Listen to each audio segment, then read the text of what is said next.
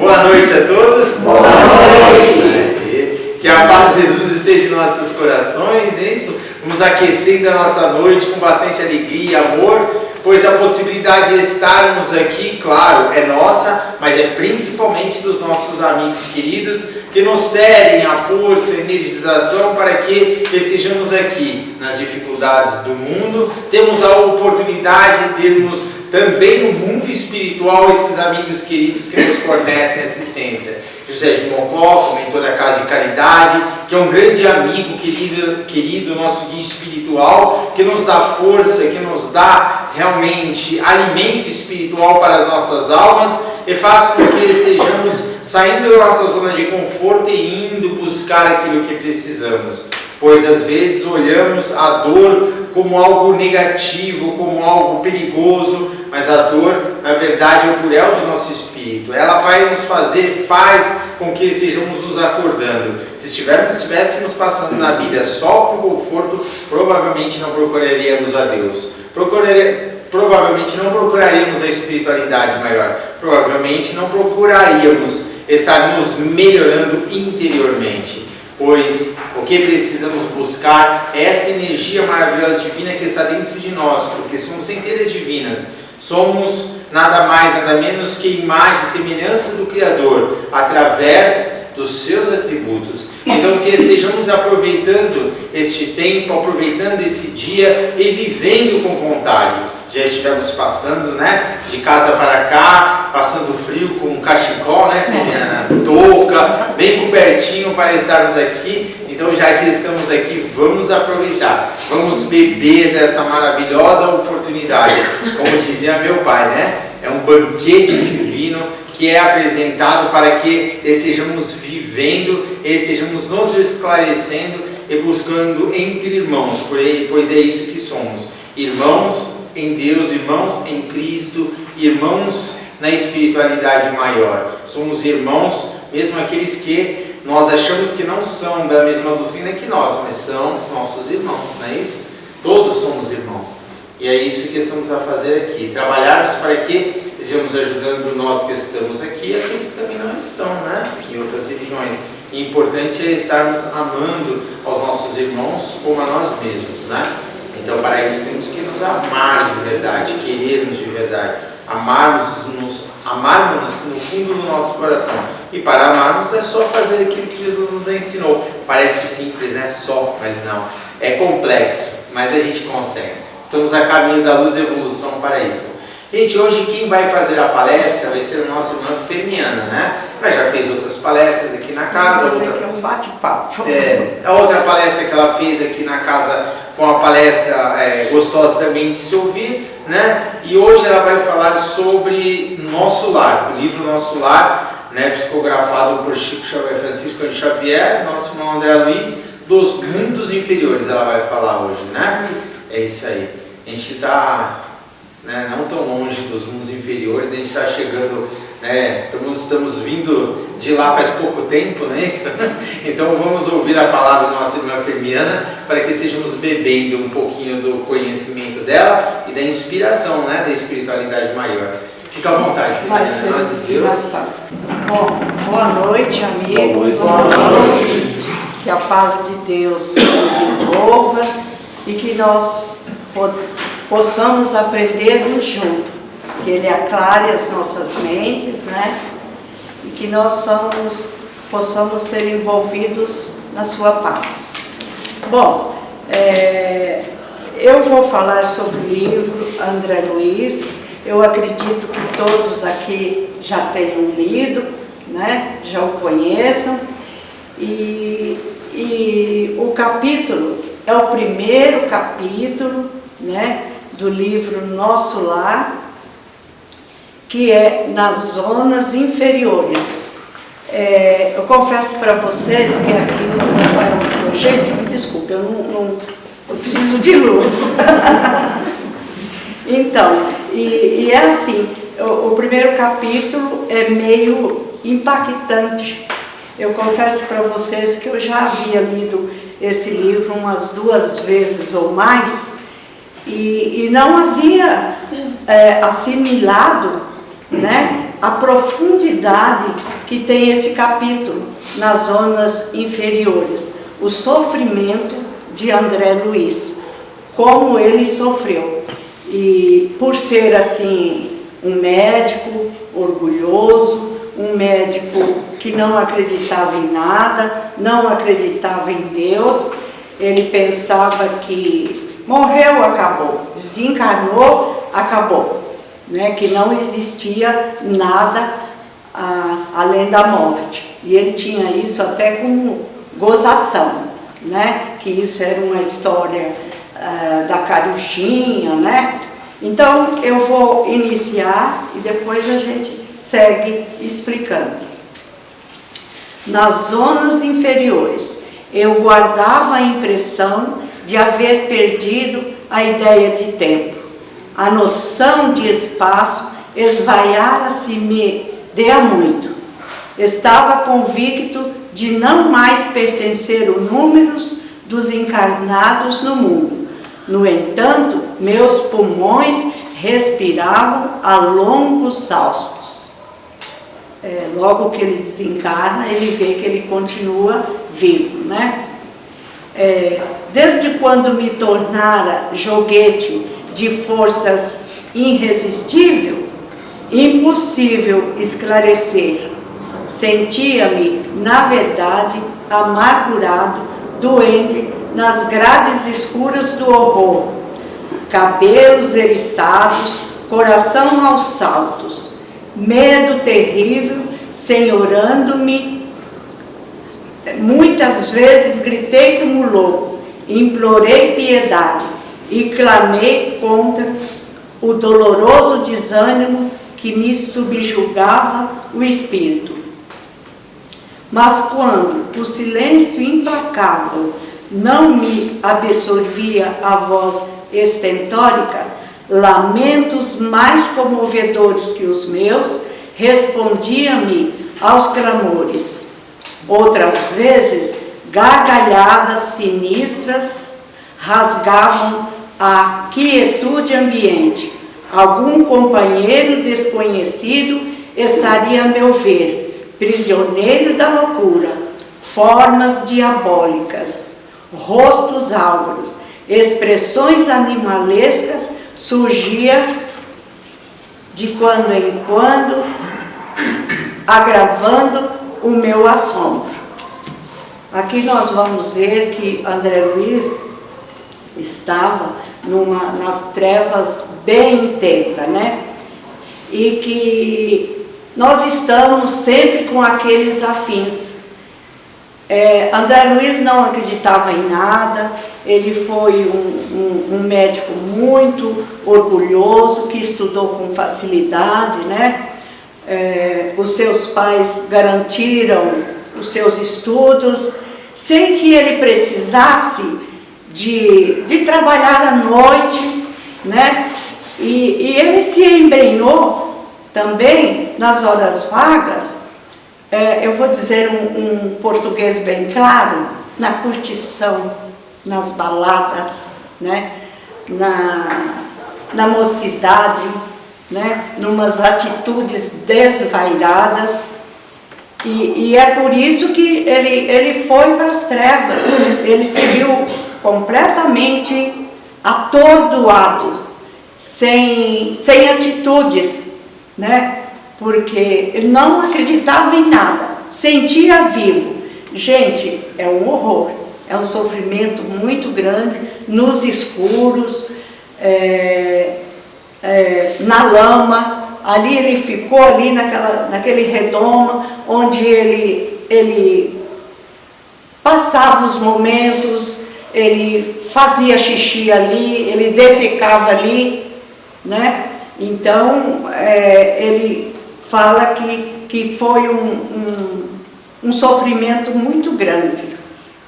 E como todos nós temos um roteiro, nós não viemos à Terra só para gozarmos da vida material, né? Nós temos um roteiro e todos nós vemos falar em Deus, seja em religiões católicas, né? Seja protestante, seja espiritismo, né? Mas nós já nascemos com essa semente dentro de nós, que é Deus, e que nós estamos aqui de passagem. A gente vê isso todo dia, nossos irmãos desencarnam a todo momento, né? E tem Deus que nos ampara, que nos auxilia, de acordo com o nosso proceder, de acordo com com a nossa fé, com a nossa vivência. Ele se viu rodeado com aqueles que ele vivia na terra. Eu entendo assim que ele criou ali uma psicosfera em volta dele. Enquanto ele estava na terra, encarnado, nós temos esse corpo que se torna um verniz, que não vemos os espíritos maus, de acordo com o nosso sentimento, de acordo com a nossa maneira de pensar. Se temos bons sentimentos, vamos ter bons espíritos. Se temos maus sentimentos, né, maus pensamentos, vamos ter aqueles afins conosco. E André Luiz se viu nas trevas com aqueles afins. Bom, continuando. E a estranha viagem prosseguia. Com que fim? Quem o poderia dizer? Apenas sabia que fugia sempre. O medo me impelia de rodão. Imagine o medo, né, gente? No escuro, né? Todo assim, estonteado, né? E não acreditar em nada se torna muito difícil o sofrimento. Então, de início, as lágrimas lavavam-me intensamente o rosto e apenas em minutos felicitava-me a bênção do sono.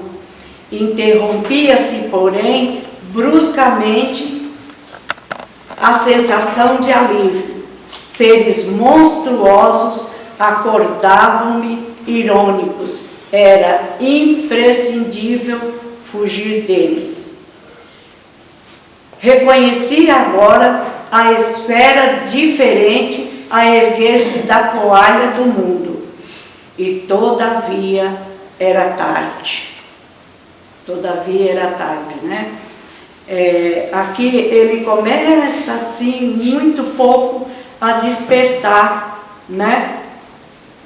Então vamos seguindo que a gente vai ver o que vai acontecer. Deixa eu dar de início. Apenas felicitava de minutos raros, interrompido bruscamente por seres monstruosos, que era impossível fugir dele. Reconheci agora a esfera diferente, a erguer-se da poalha, e todavia era tarde. Pensamentos angustiosos atritavam-me o cérebro, mal delineava projetos de solução, incidentes numerosos, impelia-me a consideração estonteantes. Em momento algum, o problema religioso surgiu tão profundo a meus olhos. Mas urgia reconhecer que alguma coisa existia além da morte. Aqui ele começa, espíritos eternos a caminho da gloriosa destinação. Verificava que alguma coisa permanecia acima de toda cogitação meramente intelectual. Ele começa a perceber que toda aquela pompa, toda aquela formalidade, né? Toda aquela vivência que ele teve só serviu aqui para o mundo material. E que para o mundo espiritual, né? Ele se encontrava assim completamente indefeso. meramente intelectual. Esse algo era fé, manifestação divina ao homem. Semelhante análise surgia tardiamente. De fato, conhecera as letras do Velho Testamento. Muitas vezes folheara o Evangelho, mas ele folheara com o intuito de crítica, de não acreditar, de achar que tudo aquilo era coisas de pessoas que não entendiam bem, né? Era a história da carunchinha. E em verdade, ele começa a pensar, em verdade, eu não fora propriamente um criminoso ao meu conceito, né? A filosofia do imediatismo, porém, absorvera-me a existência terrestre que a morte transformara, não fora assinalada de lances diferentes da cratéria comum. Pois é, gente, ele fala que ele não foi um criminoso, que a família deliciara numa situação econômica, né? Aqui que ele pagava as contas, né? As contas da casa, as contas de luz, né? Que ele proporcionara um bem-estar à família, né? Mas isso é um dever, né? Isso é um dever do homem. É um dever cuidar da família, é um dever cuidar dos pais, né? De quando velhinhos. E na verdade, nós vemos que nós não somos bonzinhos, porque se fôssemos bonzinhos, não estaria na terra, né? E ele chega à conclusão, a consciência começa a acusar, que ele nada fez, que filho de pais, talvez excessivamente generosos, conquistara meus títulos universitários sem maior sacrifício, compartilhara de vícios da mocidade, do meu tempo, organizara o lar, conseguira situação estáveis que garantisse a tranquilidade econômica do meu grupo familiar. Mas examinando atentamente a mim mesmo, algo me fazia experimentar a noção de tempo perdido, com a silenciosa acusação da consciência. Com licença, gente, eu vou tomar uma aguinha.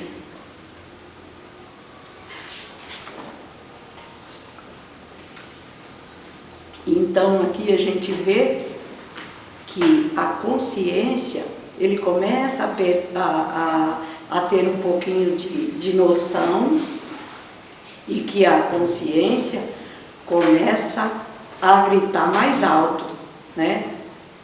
Arbitrar a terra, gozar ali os bens, colher ali as bênçãos da vida, mas não lhe retribuíra, sentiu de débito enorme.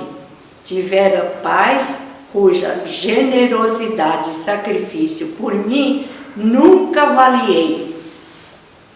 E isso acontece muito conosco aqui na Terra, né, gente? Ainda somos vasos fracos, né?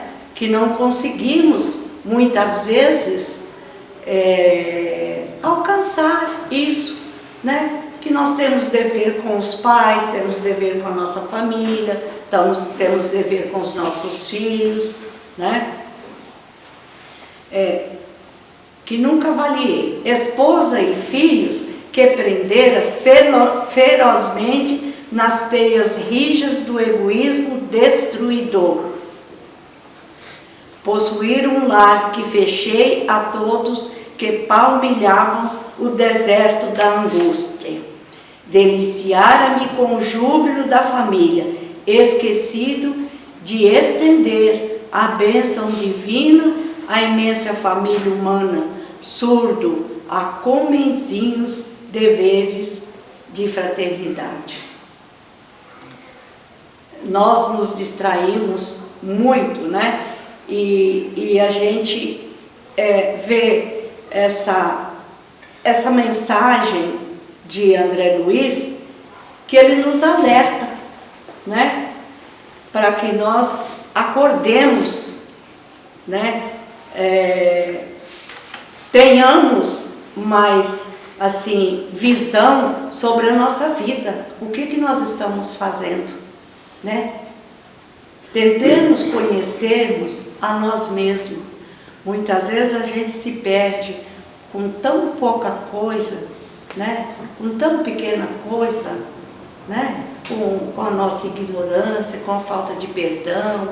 Às vezes perdendo tempo observando os outros, julgando, mas eu não sou assim, fulano faz isso, fulano faz aquilo, né? Eu vejo que essa lição nos chama mais a atenção para nós mesmos, para nos conhecermos, para saber o que nós estamos fazendo, né? De nós mesmos aqui na Terra, né? Como é que nós estamos preparando a nossa ida para o mundo espiritual? Principalmente nós, que graças a Deus estamos aqui no templo, já buscando o conhecimento, já nos esclarecendo, né? Adquirindo já esse conhecimento, essa clareza, essa responsabilidade de sentimentos, né? Estamos assim já preparando a nossa morada, né? No mundo espiritual, para quando formos para o mundo espiritual, que todos nós um dia vamos, né? Nós temos mais como nos defender, né? Como saber nos suportar, né? Aqui ele fala, enfim, como a flor na estufa não suportar agora o clima das realidades eternas, não desenvolver os germes divinos que o Senhor da vida colocar em minha alma, sufocara-os criminosamente no desejo incontido do bem-estar, não adestrar órgãos para a vida nova. E o que nós estamos fazendo aqui? Nós estamos adestrando, né, o nosso espírito, nós estamos nos preparando para que nós não venhamos a sofrer. Muitas vezes a gente fala, né, André Luiz hoje, né, graças a Deus, ele nos relata esse sofrimento e também nos relata de como ele entendeu, como ele cresceu, né? Hoje ele é um grande médico, né? No mundo espiritual, psicografou só do nosso lar, só nas lições dele que ele nos passa, são 16 livros. E é um compêndio de ensinamento, gente. Eu estou falando aqui de 2 folhinhas, né? Eu espero que eu esteja, né, conseguindo passar para vocês aquilo que ele conta aqui. E ele se vê numa estufa, numa redoma. E aí ele começa a pensar o que eu fiz da vida, né? E ele chega a reconhecer que era justo, pois, que despertasse a maneira de aleijado que, restituído ao rio infinito da eternidade, não pudesse acompanhar, senão compulsoriamente, a carreira incessante das águas. ou como um mendigo infeliz, que, exausto em pleno deserto, perambulava à mercê de impetuosos tufões. E ele fala: ó amigos da terra, quanto de vós podeis evitar o caminho da amargura, com o preparo dos campos interiores do coração. E realmente, gente, quantas amarguras, quantas aflições, né? Até após desencarnes, né? Eu tenho um sobrinho que a mãe desencarnou e ele deu muito trabalho porque ele queria cometer o suicídio de sofrimentos por não compreender, né? Mesmo assim, ele sendo religioso, mas de outras religiões, né? Ele queria cometer o suicídio e dizia que Deus era injusto de tirar a mãe. Então, a doutrina espírita, ela é clara para conosco. Ela nos explica, ela nos prepara, ela nos esclarece, né? Ela nos fortifica na compreensão. E aqui ele continua: acendei vossas luzes antes de atravessar a grande sombra, buscai a verdade antes que a verdade vos surpreenda, suai agora para não chorardes depois. Então, eu fiz até um rascunho aqui, né, umas colinhas, e é preciso, gente, grande esforço para adentrar na academia de Jesus Cristo.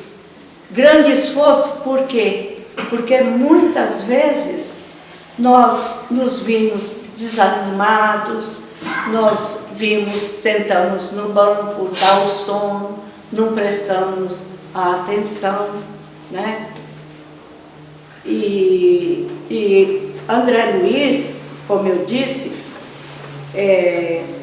ele desencarnou com câncer. E por que ele adquiriu esse câncer? Ele poderia ter evitado esse câncer, mas ele abusou muito do sexo fora do lar, e ele contraiu a sífilis, né? E a sífilis, né, virou o câncer, e ele poderia ter evitado isso, né? Quantos no jogo escuro das ilusões, né, se adentram nessas consequências tão dolorosas, né? Na bebedeira, André Luiz, ele fala que ele bebeu muito, né? Nas noitadas com os amigos, né? E a gente vê que isso acontece muito, né? Na consequência da cirrose, não só da cirrose, mas quantos lares são destruídos por causa da bebedeira, e quantos também desencarnam, apressa o seu desencarne também por causa da bebedeira. Então, é preciso que a gente encare melhor a nossa vida aqui na Terra, né? Vamos limpar um pouco da sujeira que nós fizemos no passado ou nessa, conhecendo esses princípios, né, gente? Que, na verdade, nós não viemos para fazer tudo o que nós queremos. Nós nos entregamos, né, no jogo escuro das ilusões. André Luiz, eu vou dizer um ditado bem popular: ele enfiou o pé na jaca. Ele não quis saber, né, se existia Deus, né? Não quis saber. né? A família dele, ele trazia a família em duras rédeas. Ele não foi um pai presente. E depois do desencarne, é que ele vai tomar consciência de quanto mal ele tinha feito, né? Ele foi reconhecer após tanto sofrimento, né? Aqui eu estou falando, gente, só do primeiro capítulo, que são o quê? São 2 folhinhas, né? Primeiro capítulo de André Luiz. E após ele tomar consciência, né? Como ele fala, que quando ele ficou completamente jogado, sem energia, ele começou a lembrar, né? Que ele via falar, né? Na vida maior, na vida após a morte. Aí ele ajoelha, mesmo ali na lama, como ele estava, e ele fez uma rogativa, nem foi para Deus, foi para a força maior da natureza. E aí ele começa até a pensar, meu Deus, existe alguma coisa além da morte? Ele começa a pensar até que os pássaros alimentavam, né, pela natureza. Então ele também pede, natureza, força maior, me ajude, me socorre. E aí aparece um velhinho que estava sempre do lado dele, que era o Clarencio, né? Eu não vou adentrar mais porque a Sandra me passou esse primeiro capítulo, foi muito bom, porque eu também aprendi muito, né? Não havia assimilado toda essa profundidade desse capítulo, embora ter lido 2 vezes, como eu falei, o livro Nosso Lar. Então é isso, gente. Ele passa para nós, né? E após aquele minuto que ele implorou, que ele rogou com a fé, né? Que ele mesmo descobriu que este algo era a fé, ele foi socorrido pelo o Clarencio, o mentor, que estava ali o tempo todo, vendo o sofrimento dele, e a mãe orando por ele, né, para que ele despertasse e desse condição de ser socorrido, né? E aí ele enxergou o Clarencio, e aí ele diz, quem és tu? Aquele médico todo de branco, ele disse, sou teu irmão.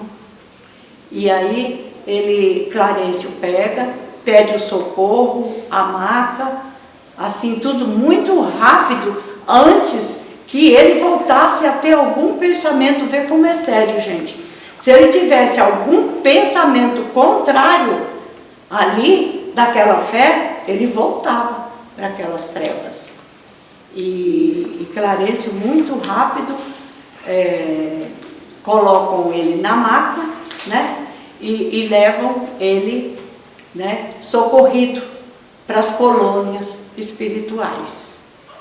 Então, gente, é essa mensagem. Eu espero que, mesmo assim, meio aqui gaguejando, vocês possam ter entendido. Praticamente eu sou uma debutante, né, que eu estou falando sozinha. As outras vezes eu falei com alguém do meu lado, eu encontrava assim aquele suporte. Então é isso, que Deus nos abençoe e que nós possamos realmente ter absorvido esse primeiro capítulo, né? Para quem não leu, leiam, né? Toda a obra é um compêndio muito grande, de muito ensinamento. São 16 livros, mas olha, muito gostosos de ler. Ok? Muita paz, viu, gente? Muito obrigada.